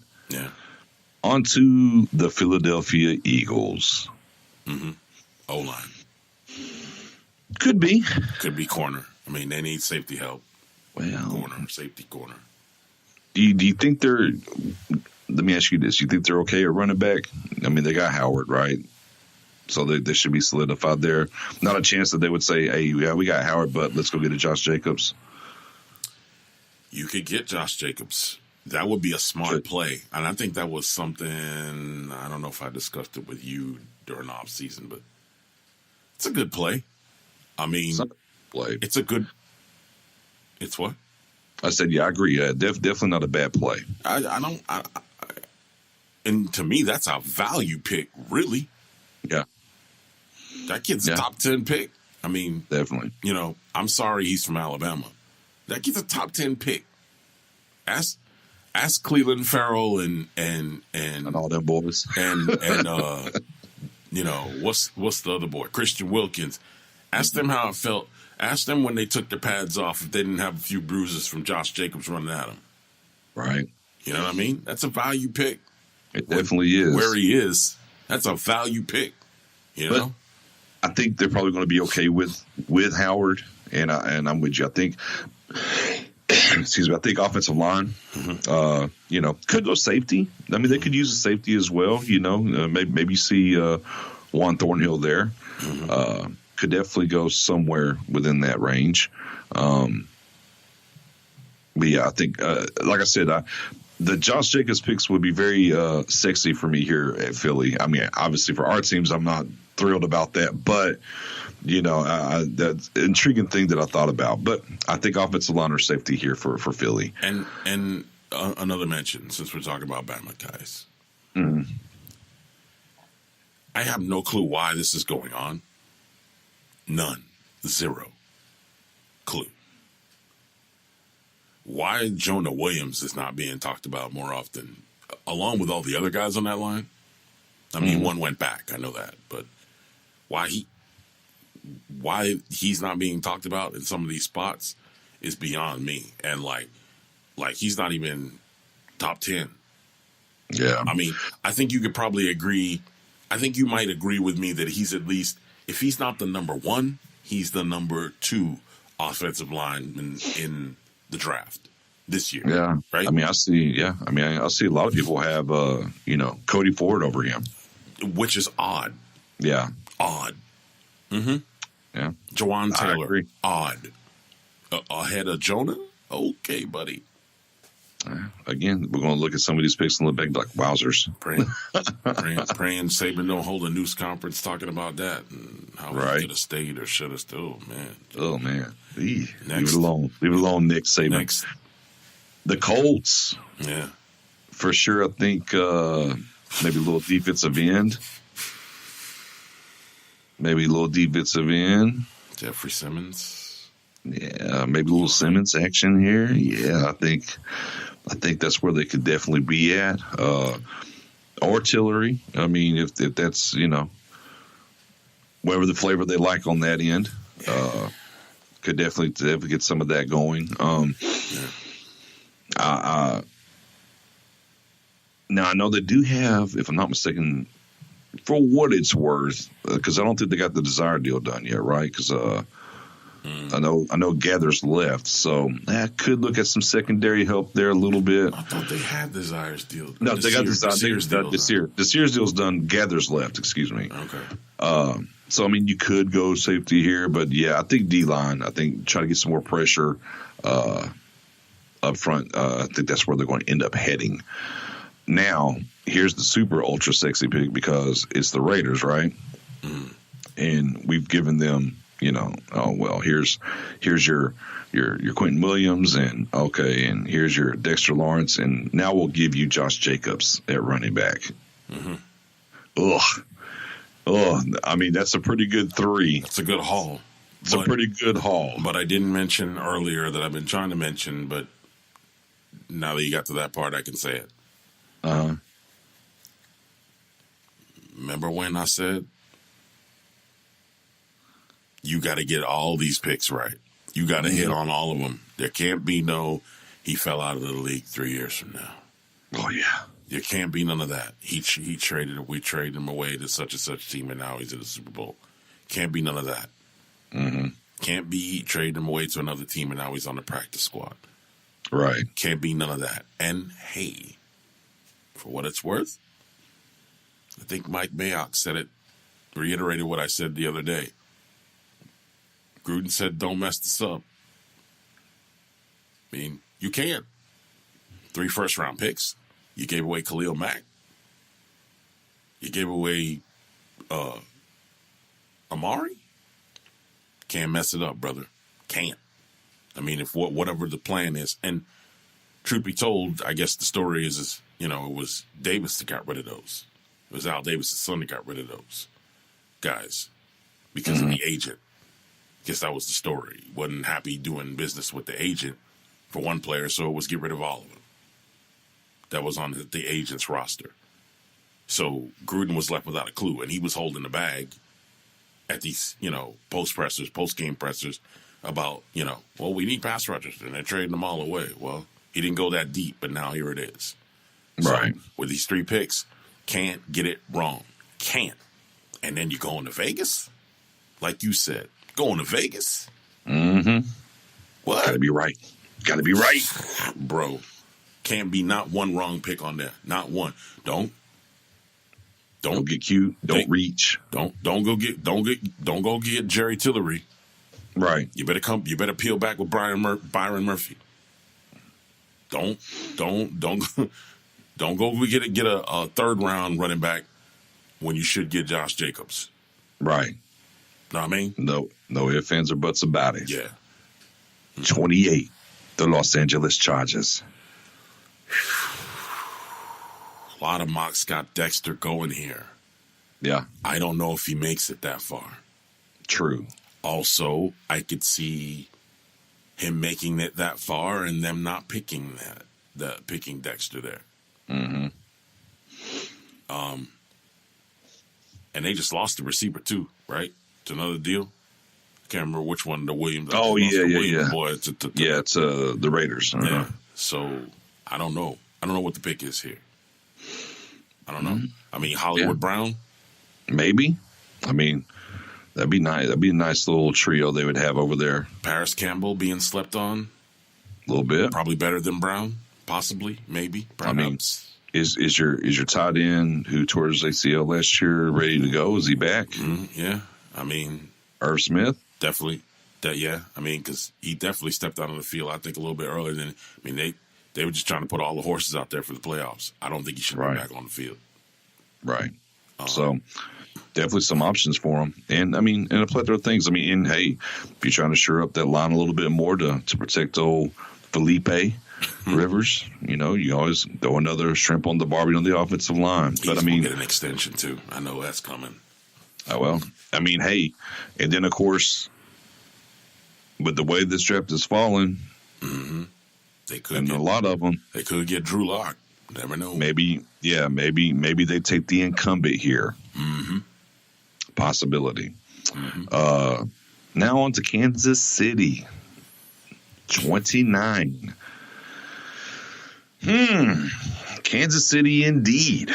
I'm not sure what to say with these because there's so many mocks that have them taking defensive players. Yeah. But do you have to kind of future-proof yourself with the said situation that could be or could not be happening with Hill. And that kind of impacts whether if it's a Hollywood Brown or Paris Campbell here, possibly, just to make sure, hey, we're good. And then also, not only on top of that, I mean, you paid a guy last year and Sammy Watkins a lot of money, and he missed a ton of time. Got Kelvin Benjamin on there. We don't know what kind of diet he's been on. Has it been a proper NFL offseason training program, or is it the buffet at the Golden Corral? Don't know. Or, Kansas City's like, oh, man, this Kansas City barbecue chicken. Barbecue chicken. Maybe they're going to move him to tight end. I don't know. Anywho, so I don't know. I mean, to me, if Marquise Brown or Paris Campbell's there on the board, you might really take a look at that. Now, obviously, you're trying to repair that defense, and they've done some things this offseason. But tough. It'll be interesting to see. I will say this: if they go wide receiver, that kind of gives us an indication of what might be going on with Hill. With the league and the front office on the investigation, maybe. Don't like to speak about that stuff, but obviously this is one of those moments where it kind of impacts what's going to happen, between the lines some. So if the Kansas City situation, man, like, you need secondary help. That's one of the first things. Chris Ford's gone, right? I mean, like, not D Ford. I mean, not Chris Ford. Houston. Who? D Ford. You talking about D Ford, the linebacker? No. They lost Houston and Barry. Yeah, they lost Houston and Barry. Who else did they lose? I don't know. Defense-wise. Didn't he sign with Frisco? Forgot his name. I don't know why I forgot his name. D lineman. Let's take a look. I'm about to look. Let's pull it up. Chris Jones? Did he? No, Chris Jones didn't leave, did he? He didn't leave, did he? No. Man, I forgot the guy's name. Jeez. Somebody they lost to San Francisco. Who would they lose? About to pull it up right now. Man, don't you even worry about it. Can't even believe I forgot that. Let's see. Transactions. I know they signed Damian Wilson, linebacker, from us. Obviously they added. I mean, they lost Barry, but they added the Honey Badger. That's who they traded, right? D Ford. So, they franchise tagged him, right? Who? The Chiefs? Yeah. That's what it says. 3-4. Franchise tag D Ford. Signed Carlos Hyde. Released Justin Houston, released Eric Berry, signed Tyrann Mathieu, signed Damian Wilson, signed Alex Okafor, the defensive end from New Orleans, and then acquired Emmanuel Ogbah from Cleveland in exchange for Eric Murray safety. So, the Chiefs already traded him, bro, to the Niners. Okay. Yeah, that's what I'm saying. I can remember it was D Ford or whoever it was, but you're going to need that because he was an impact. Right. I mean, especially when Houston wasn't around. So, I mean,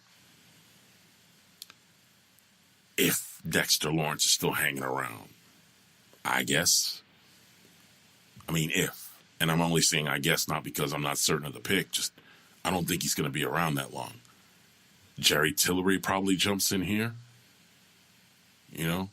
And you need secondary help. I mean, man, I don't know. If it was me, I'd be trying to make a move for Greedy or Byron. Like Byron Murphy. Yeah. I would be trying to get one of them dudes somehow. So, like, however you leap, like when you leaped ahead to go get Patrick Mahomes, Jesus. You need to make a move like that. Yeah. I mean, no, I hear you. I'm just saying. Because, I mean, let's be honest here, right? Like, DK Metcalf, Hollywood Brown, Paris Campbell. Are them guys, with the draft the way it's set up right now, are them guys first-round picks for you? Or are you going to make that a day two thing? I think once you get to a certain point, here towards the end of the first round, yeah, I think if they fit your scheme, you can kind of do some of those things. Obviously, you always want to do BPA. And again, I look at it like this when it comes to Kansas City. I know if I have the weapons of the offensive side of the ball, I can win any game. Is that one guy that I take in the first round on defense going to be the difference maker that I need to take away from my quarterback? And that's how I would look at it. Yeah. But I mean, for sure, we know the defense has to get better than what it was. They've made some moves. They've added some pieces. And, I agree. D Ford's huge. And if you can find a guy to obviously they're switching to a 4-3 defense now. And they went and got a former second-round pick that was up in Cleveland from Oklahoma State and Agba. So we'll just kind of go from there and see. But either way, defense or wide receiver for me with them. Also, too, with Tyreek Hill, man, like, if you have him, one side of the field's kind of like sagging coverage-wise. So, you know what I mean? Like, you won't have that luxury if he happens to go away. So no doubt. The Packers. The Packers. They got them. I kind of talked about it Go on ahead. the podcast before, and I know nobody's probably going to say this, but potential QB conundrum there. Could be. Potential. Could be. And when I said it, people said I was crazy. And, I said, you can social media your way up and think, no, nothing's not going to happen. And then things started changing. And then we've heard more chatter now in the off season. Ex-players, ex-coaches, ex-players that now turn analysts. And they're talking about this guy. And, hey, guy, the same way you want to get out of there, teams will make you go away. And I honestly think bro, you got to go second round or third, the final round of playoffs or bust in Green Bay in the next 2 seasons, or all that money that they're paying Aaron Rodgers. He ain't on their roster in 2 years. They're trading him. Yeah. I mean, I think it's even, the circle of life. Remember, whenever they finally drafted Aaron and he walked into the lunchroom, the cafeteria, and he saw Brett Favre and said, "What's up, Grandpa?" Always rubbed Favre the wrong way. I said, well, let's say a Drew Lock gets drafted there. Yeah. Yeah. Or a Daniel Jones. Yeah. What's up, Grandpa? Boy. What's up, Grandpa? What's up, Grandpa? The circle of life, and hey, whenever you got there, Brett Favre, he was the Iron Man. He missed no games. Yeah.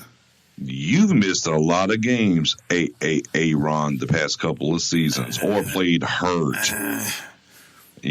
So even though you're 34. The one thing you can say about Aaron, though, is that dude will come back out on that field for you.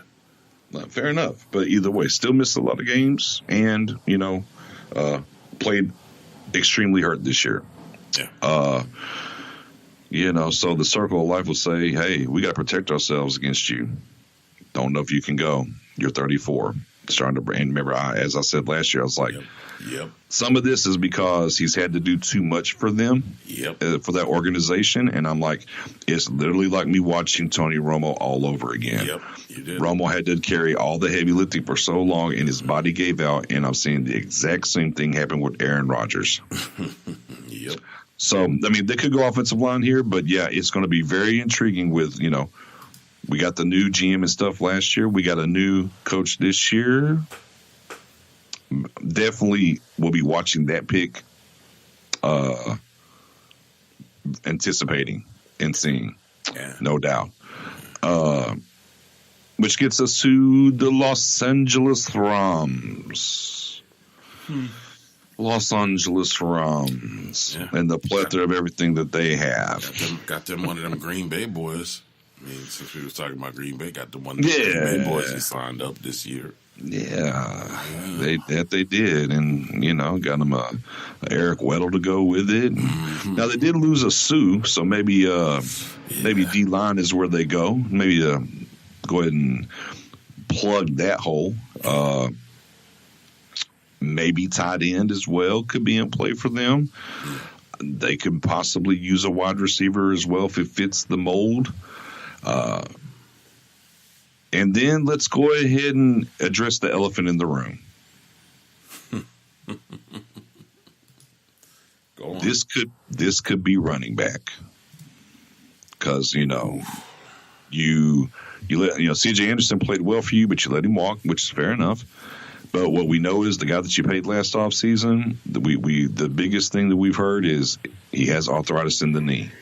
And that's just going to be something that they'll probably have to manage going forward. Degenerative. It's degenerative Right. if he's doing it at this stage of his career. It's degenerative. It has to be. And there's no window on that. There's no, all right, well, we got him for 4 more years. Right. We can make a move in 2.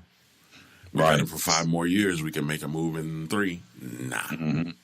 Nah. No doubt. Hey, So, hey, look, this, if all the monkey wrenches get thrown in the pile in that top 15 to top 20, this smells like Josh Jacobs to me. right.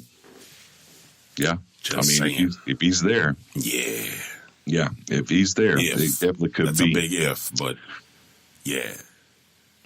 Yeah. You'd have to get past, I think, if he gets past Oakland or Las Vegas or whatever, the Raiders, okay?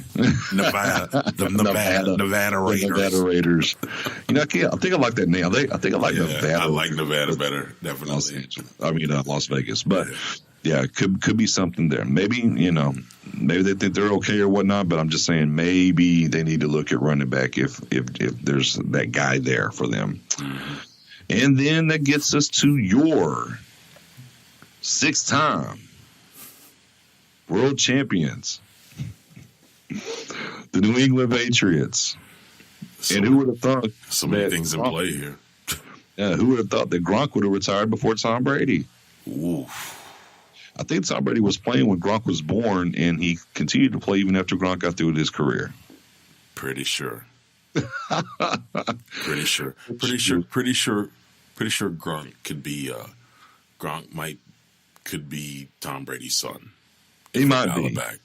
He might be. Yeah. Need some tape. Pretty sure.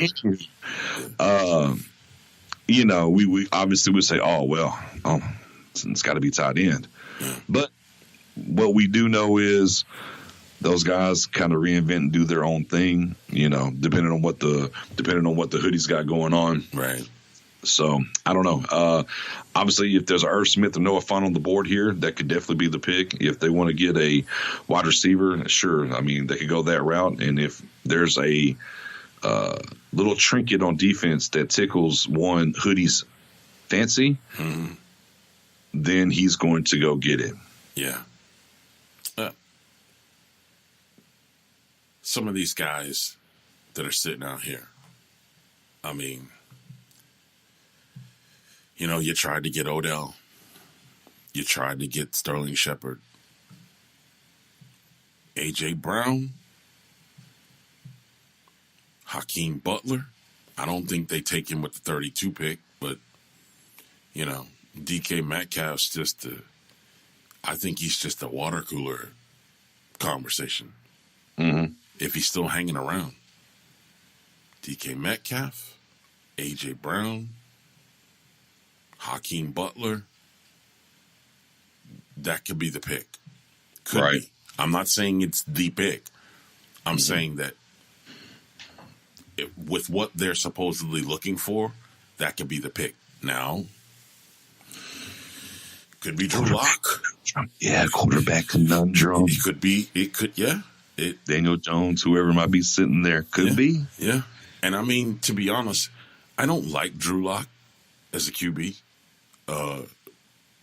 But between him, Will Grier,